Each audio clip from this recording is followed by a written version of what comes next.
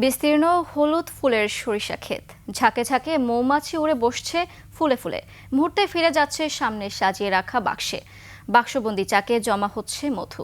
যশোর প্রতিনিধি শিকদার খালিদের তথ্যচিত্রে প্রতিবেদন। লিলি বিউটি সোপ, যার অ্যান্টি এজিং গুণ তারুণ্য ধরে রেখে ত্বককে করে উজ্জ্বল। তারুণ্যময় উজ্জ্বল ত্বকের জন্য রিমার্ক। এই চিত্র যশোর সদরের একটি ফসলের মাঠের। মাঠ জুড়ে যেন হলুদ গালিচা বিছানো, সর্ষের ফুলের মন মাতানো গন্ধে মৌমাছিদের হুটোপুটি।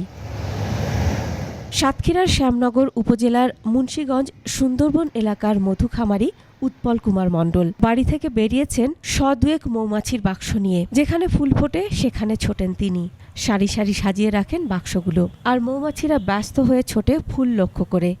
যখন সুন্দরবনে ফুল না থাকে তখন আমাদের বাইরে চলে আসতে হয়, বাইরে গ্রামে সরষা, তারপর মনে করেন কালো জিরা, লিচু, এইগুলোর জন্য। তখন তো মাছি খাওয়া তো দেওয়া লাগবে, অত বেশি রাখতে হবে, আর তো আমাদের ব্যবসা।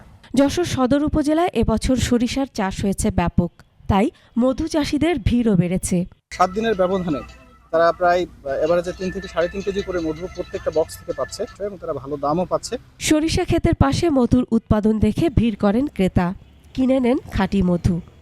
আমি এখান থেকে নিলাম, এক কোষ মধু পাওয়া যাবে, একদম অরিজিনাল মধু পাওয়া যাবে, এখানে কোনো ভেজাল হবে না, এই কারণে আমি নিলাম। বাজারে তো এখন চিনি ভাজানো মধু অ্যাভেলেবেল, ভাবলাম একটু খাঁটি মধু খেয়ে দেখি, যেহেতু চাষের মধু ইনশাল্লাহ ভালো।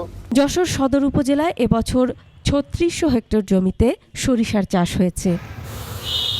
Masum আলিসা, desk report, 21 television.